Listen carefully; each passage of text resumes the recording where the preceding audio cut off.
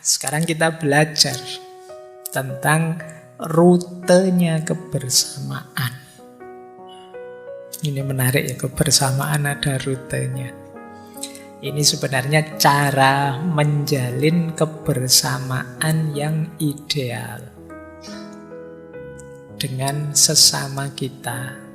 Saya ambil dari tradisi ilmu akhlak saja ya, biar lebih mudah. Jadi menjalin kebersamaan itu diawali dari ta'aruf. Kalau sudah ta'aruf, jangan berhenti di situ, lanjutkan dengan tafahum. Kalau sudah tafahum, harusnya kita tasamuh. Bisa juga kita sempurnakan dengan ta'awun. Ta'aruf itu saling mengenal, tafahum itu saling memahami, tasamuh itu saling bertoleransi, ta'awun itu bekerja sama. Ini agak level.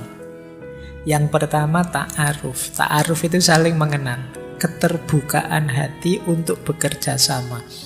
Level awalnya ta'aruf, makanya di situ ada istilahnya kalau dalam bahasa Arab ada ulfah dan suhbah.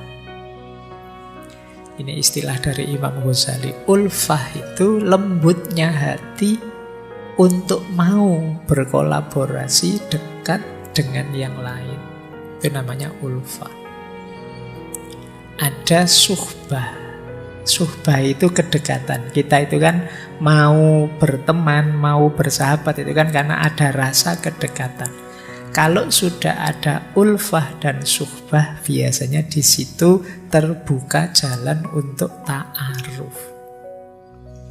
Jadi kalau kalian tanya, Pak saya itu ngincer orang, tak ajak ta'aruf kok ndak mau-mau ya. Itu pasti karena dua unsur ini ndak ada. Ndak ada ulfah, ndak ada suhbah, khususnya di dia.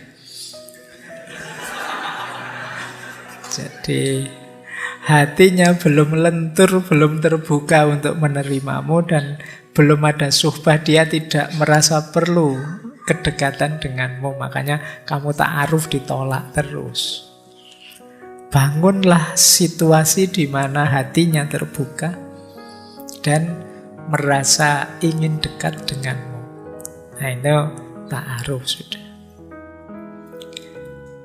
Kalau ta'aruf sukses, jangan berhenti di situ. Karena kalau hanya berhenti di situ mudah bubarnya. Kalian harus lanjut ke tafahum. Tafahum itu mutual understanding. Kalau kemarin di filsafat cinta ini aspek knowledge-nya. Belajarlah tentang dia. Ya sebenarnya bukan kamu saja yang belajar tentang dia, dia pun harus belajar tentang kamu. Saling belajar, itu namanya mutual understanding. Kamu bagaimana, senenganmu apa, kalau pagi bangun jam berapa, kalau malam tidur jam berapa, itu kan enak. Oh saya kalau tidur jam 9, ya sudah nanti saya WA paling malam jam 9 kurang 1 menit misalnya. Loh, itu kan kamu sudah paham lah. Kalau kamu tidurnya jam 9, kamu WA jam 12, ya ndak dibales. Terus besok marah-marah, aku WA berapa kali ndak dibales. Loh, aku tidurnya jam 9. Kenapa bisa salah paham begitu? Ndak ada mutual understanding. Saling memahami. Itu namanya tafahum. Kalau tidak ada proses tafahum, itu biasanya meskipun ta'aruf sukses, bubarnya cepat. Karena tidak saling memahami. Kalau tidak saling memahami kan tidak saling memaklumi. Nah, kalau sudah tafahum, baru tasamuh. Tasamuh itu saling ridho, saling menerima. Ya, sebenarnya puncaknya tasamuh itu saling menghargai. Kalau dalam hidup sosial, tasamuh itu kadang pakai istilah koeksisten.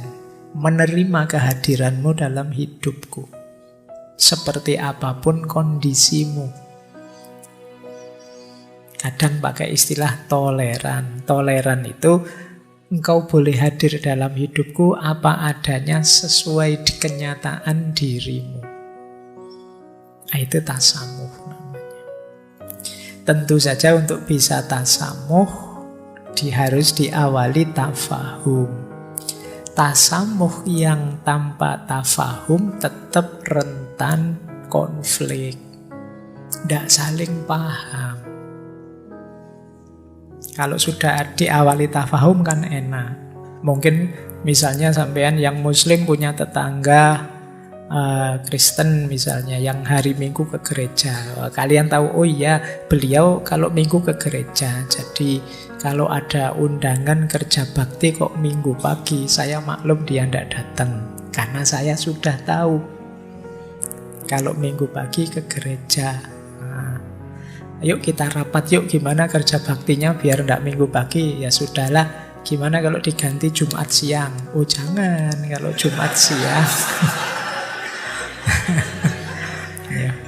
Loh ya kan kalau tidak ngerti kan nanti kamu nabrak-nabrak. Tapi kalau ngerti kan, oh ya kalau Jumat siang Jumatan ya.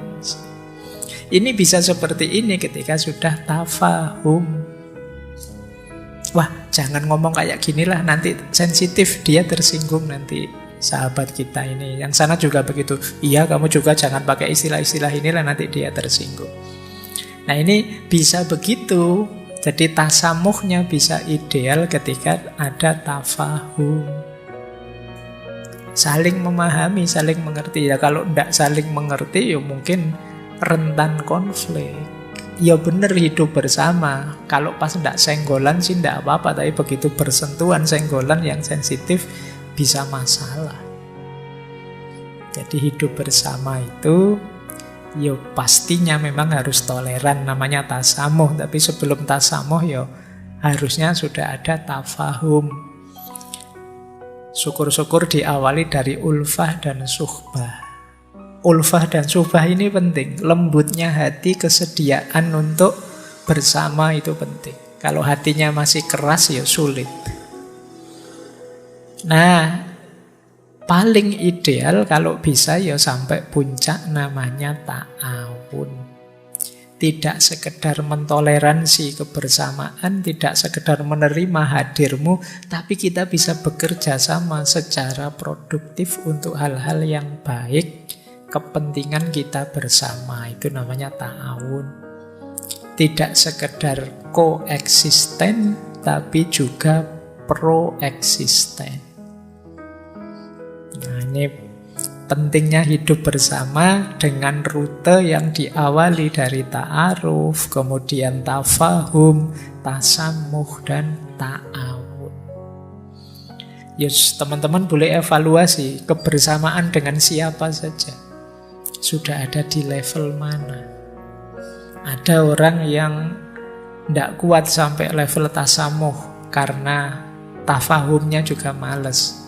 Diajak saling memahami tidak mau. Bahkan ta'aruf saja juga males-malesan. Tidak ada ulfah dan suhbah. Nah, kalau hidup bersama seperti itu ya berat kita nanti.